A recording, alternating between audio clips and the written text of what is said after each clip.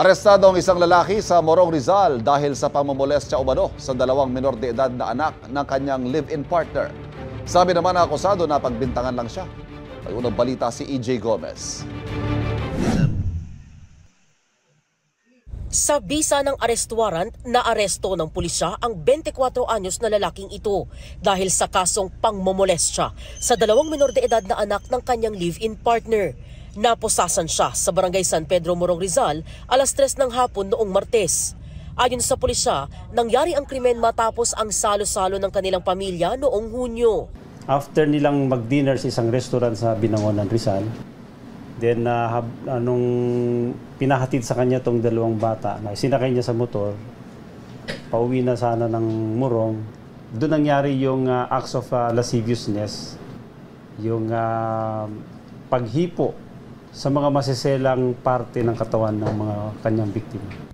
Ang mga biktima nasa edad 13 at 11 anyos. Nung hinatid na yung bata, yung mga biktima nagsumbong sa kanilang tatay.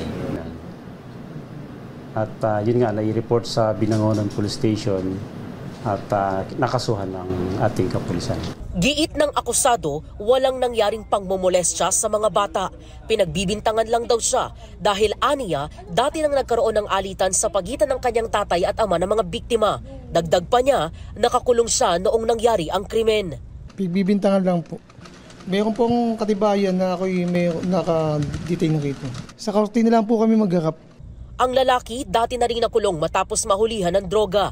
Aminado siya sa paggamit ng illegal na droga noon.